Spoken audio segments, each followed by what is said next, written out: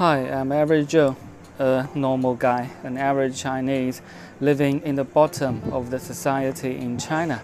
So I will show you with my lens, with my camera, the real China and the real thing which happened in China. Okay, so today I'm walking on the shopping street, which is in the suburb in Shanghai.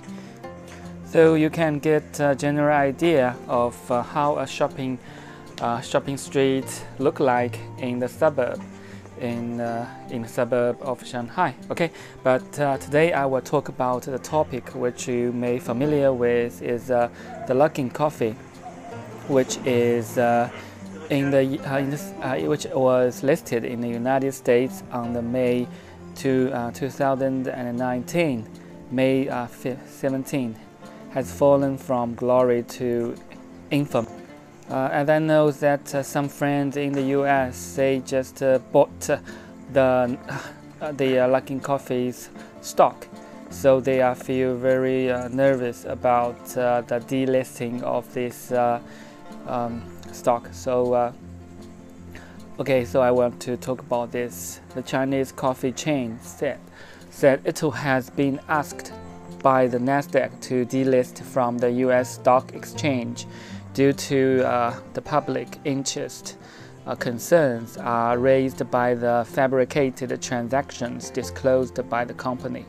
An earlier internal investigation by Luckin in response to fraud allegations by the short-selling research company Muddy Waters in January found that some of its employees fabricated a transaction worth about 2.2 billion yuan, or the equal $310 million from the second quarter to the fourth quarter of last year.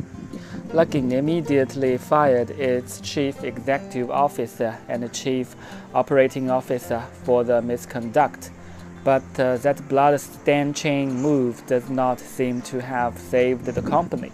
Luckin's stock price had already fallen to only 4.39 a share before it was halted for trading in early April, down more than 90% from its January peak of more than 51.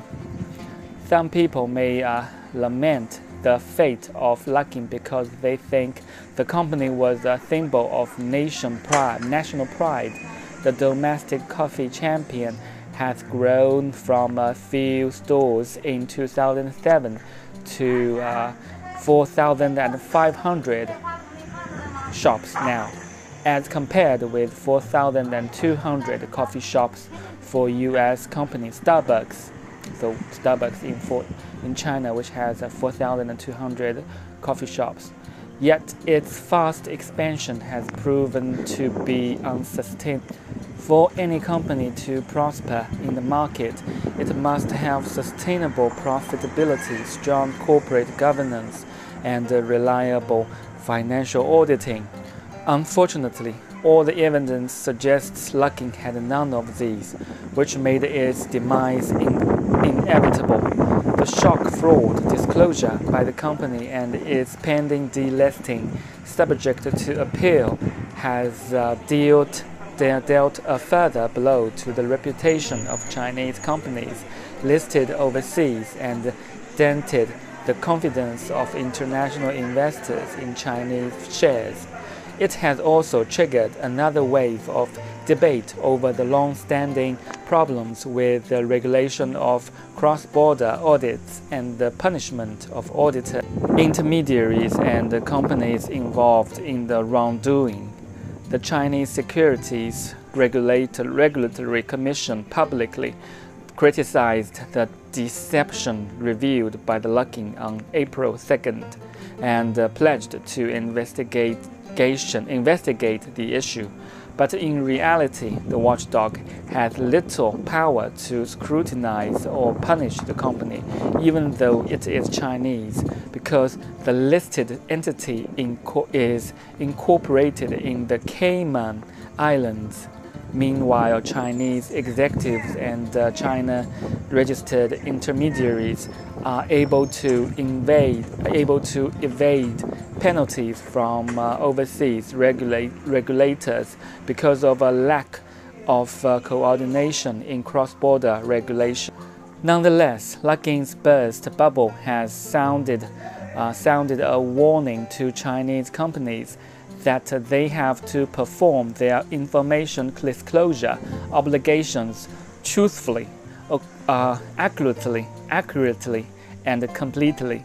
As the market watchdog China Securities Regulatory Commission said, the proposed tightening of Nasdaq's listing rules may help ensure companies with ambitions beyond their capabilities comply with that requirement. Okay, but I think for the taste of the Luckin Coffee, I think I prefer the Luckin Coffee's taste more than the Starbucks, and comparing with the price of the coffee, the Starbucks is even more expensive than the Luckin Coffee.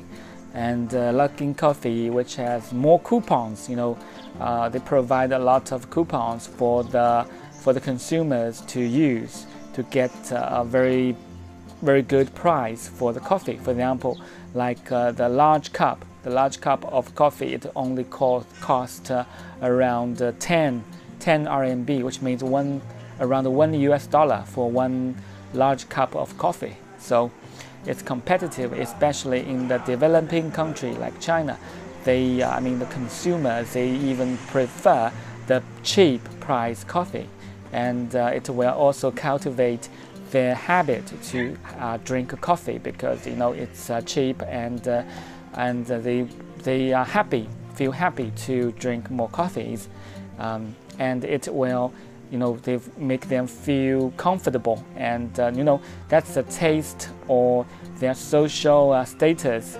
Just the middle class in China, they prefer the coffees, to drink coffee in the morning on the road to their office.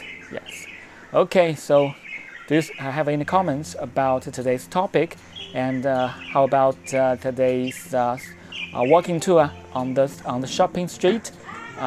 If you have any comments, just leave your comments down below, and I will read your comments and get back to you soon. See you next time.